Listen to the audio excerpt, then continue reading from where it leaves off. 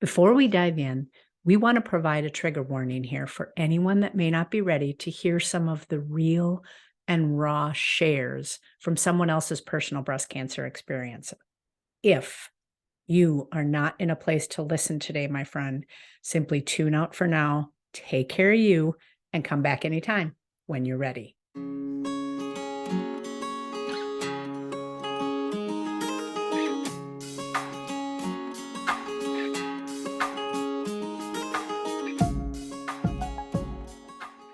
Welcome back to Heal Inside and Out. Today we're going to talk bald. The word bald is even a hard one to say and hear, I think. And when you think about breast cancer, those going through a breast cancer journey, most of us lose some, if not all of our hair because of the treatment. It usually starts 2 to 3 weeks after you begin your treatment. It's different for all of us, of course. But it can be devastating, and there's many ways to navigate it. And so, Dina, my first question to you is what was the hardest part for you in losing your hair?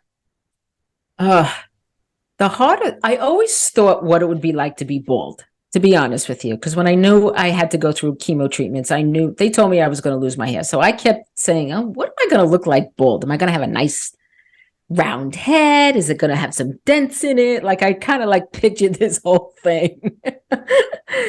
And I have very thick curly hair, and it was much longer.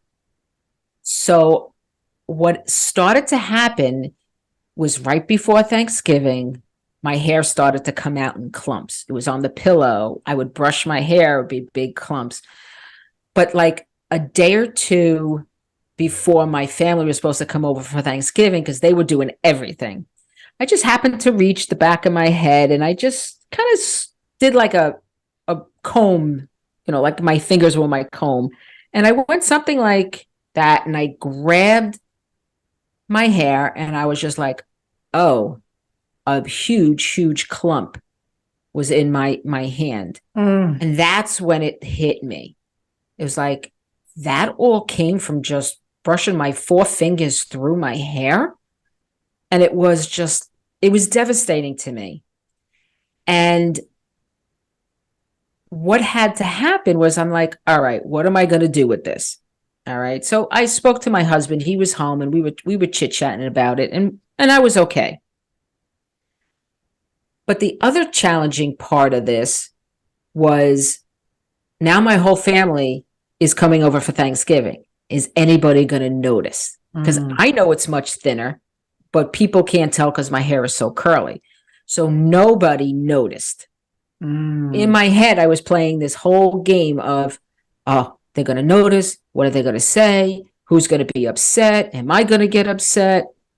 So that weekend, after the family went home, it was just me, my husband, and my 2 daughters. And I asked them to come with me to my hairdresser to get my head buzzed. Because I really didn't want clumps and clumps of hair coming out. To me, that was difficult to deal with. And I said, let's just shave it. I'll have a little crew cut, and then we'll see what happens. And that was very challenging for me, somebody who has a lot of hair, thick, curly hair. Well, and so some similarity there for me, because my hair has always been, a huge part of my identity. And I couldn't imagine myself bald. And I didn't even go as far as, to your point, am I going to have dents or bumps? Is it going to be round, or what, what shape is it going to be? But I could not imagine myself bald. And I've always had, I will say, a pretty active inner critic. So I loved my hair, and I didn't know how much more active my inner critic would be now if I lost my hair. How was I going to look? And that was sort of crushing to me, when I would think, okay, I'm either going to have to hide behind hats and wigs, or just not just hide altogether and not show myself, because I couldn't even imagine looking at myself in the mirror. Which, Right. what's interesting about that, excuse me, is I sent myself a video before I shaved my head because I knew how hard Oh, it was going to be. And that's so interesting. I Cool. I recorded a video and I told myself, this is temporary. Your hair does not define you. So it was almost like a fake it till you make it thing, where Right. I just Okay. had to really tell myself, you've got this. It's temporary. You're going to be okay. Right. And that video helped me a lot. And I, like you, I remember it was before Christmas that it started to come out in clumps. And my husband and I were getting ready for something in the morning. We were getting ready, and in the sink, just so much hair was coming out as I was trying to even just lightly comb it. Because like you said, your fingers go through Right. it. A comb or a brush, it's just, my husband was sweeping it out of the sink as fast as he could so I wouldn't see the accumulation of clumps. Of it. Yes. And that's when I knew, to your point, I had to just go shave it, because I didn't want to go through that feeling any longer. I just wanted to shave it. Wow. So that, yeah, we both kind of share that whole, let's get rid of it. I'm not dealing with the clumps anymore. Absolutely. And when I decided to go to the hair salon and have my hairdresser, who I've had for years, buzz my head, she had tears rolling down her face, I should say. And I'm saying, oh no, please, please. I'm learning how to deal with this right now. And she's upset. And my daughter, I could see my daughters are getting upset. And there was an older woman sitting next to me in the chair. And she's, I was a home care nurse. I love elderly people. So I'm like, all right, lady, give it to me. Give it to me. Because I could see her staring at me. I said, come on, I know you want to say something. So I kind of like was joking around about it. She goes, honey, it's just hair. You are a beautiful soul inside. And she goes, and it was just so ironic, Maggie, that she also went through breast cancer. Oh, wow. And she says, look at me now. Wow. And then I knew everything was going to be okay. I just got goosebumps. I love that. Yeah, it's amazing on how those connections happen at the times you need them, without a doubt. Exactly. And I will say that so up front, I was really hard on myself, and I'm telling myself all these stories of how hard it's going to be. It actually wasn't as hard as I made it out to be in my head. And that's a big thing I want the listeners to take away, is that we can make these things so big and so insurmountable. And it's just a matter of loving on ourselves and trusting it's going to be okay. Exactly. I remember my daughter telling me, Mom, when you lose your hair, that's going to be the hardest part for me because it's so real. And that's so true, because it's a physical, tangible show of what we're going through, right? Yes. And so I invited her in the process, and I was blessed to have one of my best friends be my hairdresser for years. Okay.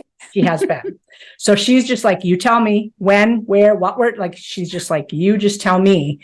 And so I told my daughter, you are invited into the process. So we'll go through this together. So we're like, it's not just a shock. I'm all of a sudden bald, right? So she came with me, and we had so much fun. We did mohawks and vohawks and comb overs and all of this stuff to make it a fun time. And yes, we laughed and we cried, and we just moved through the emotions together. So it's, to your point, it's like finding the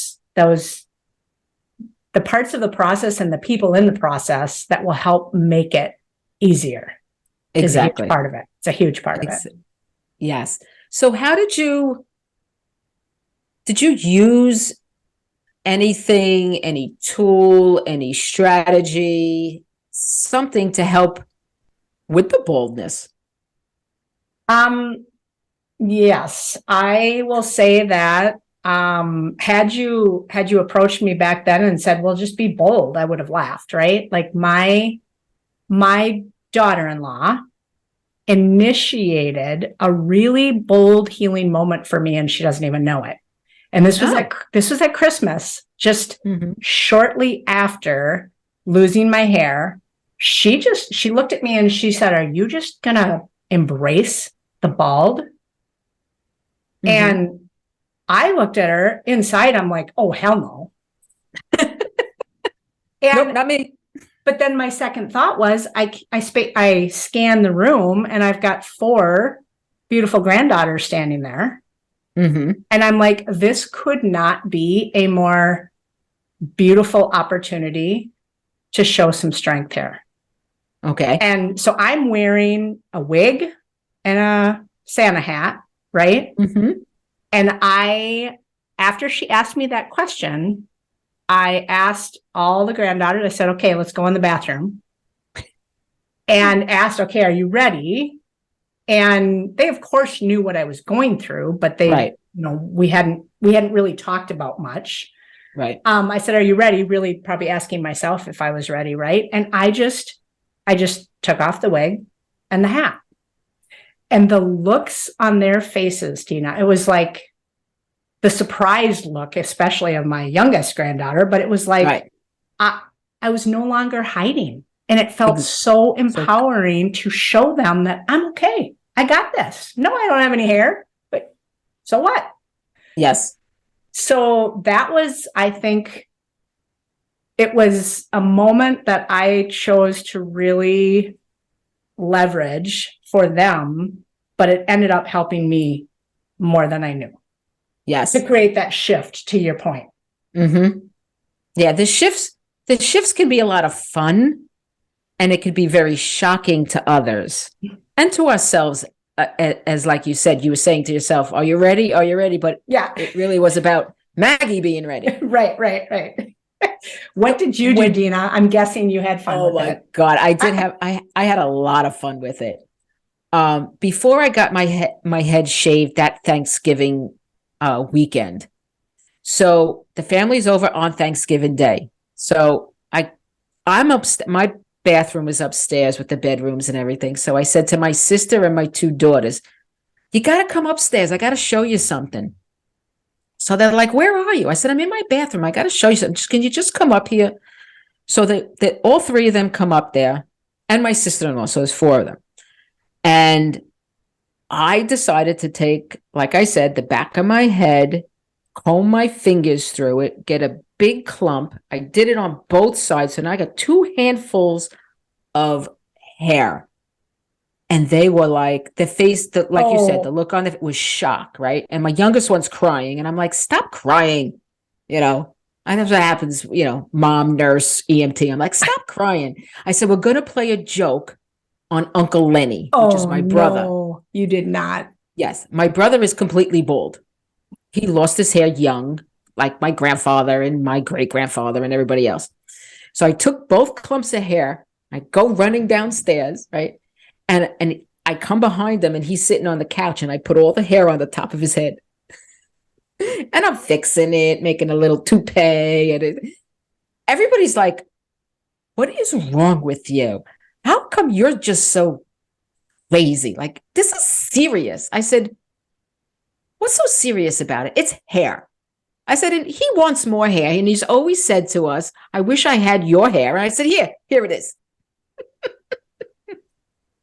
Well, and so I love that story, Dina, and I love that you had fun with it. And I think you may have a better way to articulate this, but something that I really want our listeners to understand is that it isn't about just laughing our way through it. There's hard stuff.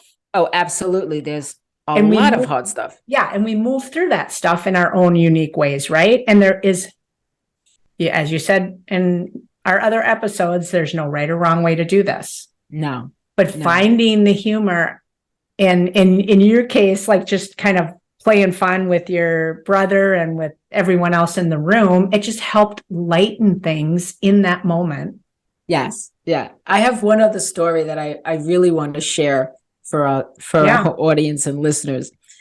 Now, see, I still had hair, but it was, coming out in clumps, and that's when I shaved it. But when I was completely bald, I belong to the fire department, and a lot of the old time firemen are completely bald. No hair, no hair whatsoever. And I would wear my little beanies with my headbands or scarves and all kinds of different things. So I'm at a meeting one night and I say, all right, nobody's seen this bald head yet.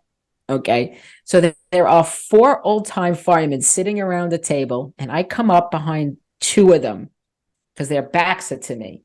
And all 4 of them, as bald as could be, I rip off my beanie and I put my head next to somebody else, one of the firemen's heads. And I'm like, my head is shinier than yours. I love it.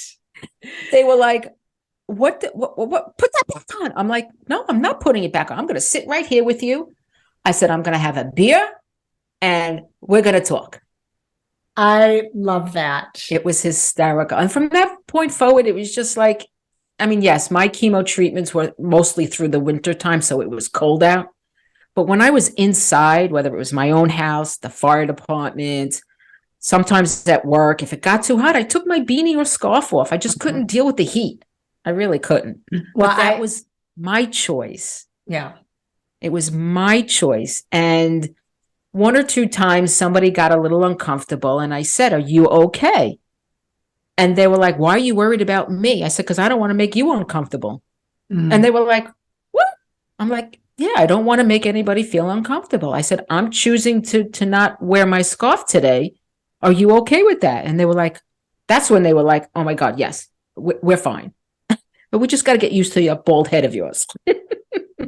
Yeah. And that's a really good point too, Dina, because in some cases, when you're first divulging that, if you will, some people might be really uncomfortable. And so choosing those moments very intentionally is a good thing too. I actually the universe forced me into my first divulging to the public, if you will, because I was actually at a shopping center. I had a wig and a baseball hat on.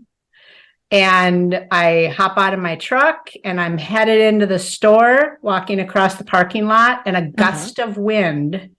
Oh no. Comes up and my hat goes flying. And so I'm kind of just running to get it. Well, then my wig goes flying. And so now I'm literally feeling like, okay, this could be America's Funniest Home Videos, right? I'm chasing the 2 of them like tumbleweed across the parking lot. And when I got them, it was like I could have cried. I could have cried because I'm standing there bald and looking like whatever, running through the parking lot, chasing them things. But when I got them, I just laughed. It was like, what else can you do? I got to laugh. And I tucked them back in the truck and I went into the store bald. That was sort of what triggered that, right? So to your point, it's like there's different ways to just show up that way. And I feel like there's a whole other episode on just hats and scarves and just, the times that we choose those things. And like you say, we do have a choice, right? Yes. And the thing is, we want our audience to know that if you truly want to wear a wig, you truly want to wear scarves, and you never want to show anybody your bald head, that's okay. Just because you and I are talking about that we embraced it, there are plenty of people out there that don't want to, and they're okay with it as long as they are doing it for themselves. Exactly. And that's the thing this is a beautiful place, a beautiful part of this journey where we can take as much control as we can, right? Around this area of find the cute hats, find the cute wigs, or embrace the cute baldness. Some people get tattoos on the baldness. Some people, so it's almost like a liberating thing as well to take that control where you can take it. Yeah. A lot of the firemen would say to me, wow, you got a nice round shaped head. Ours is not that. We like yours better than ours. I love it. But like I said, it's just, embrace what you feel you need to do or want to embrace. Yes. And not feel guilty about it either. Exactly. It's a lot easier sometimes for us to say it because we have already gone through it and we're looking back. But even as I was going through the journey, it was tough at times. I'm not going to say it was all peaches and cream. Yep. It's like, you're wondering what people are going to say, think, feel, Mm-hmm. but once you do it, and like you said, it's sometimes so liberating that you don't go back. Yeah. And you pick and choose when you want to, wear a hat, wear a wig, wear a scarf, or nothing. Yeah. I love that. And so I would say a couple things include meaningful support Yes. in the process, right? And then I would also say this gives you the opportunity to maybe do some things you'd never do. Like, for example, I yes. had an extra week of padding in there. So I did a short little sassy bob, which I got to enjoy for the first time ever because I always had long hair. Right. But yeah, and just really love yourself and do what you need to do, as you said. Exactly. Yeah. Exactly. Oh, once again, another amazing conversation here. Yes. Love it. All right. So until next time. Thank you for joining us. We hope you found value in today's episode. And remember to share your real and raw insights with us by going to healinsideandout.com, where you can also find additional information and resources.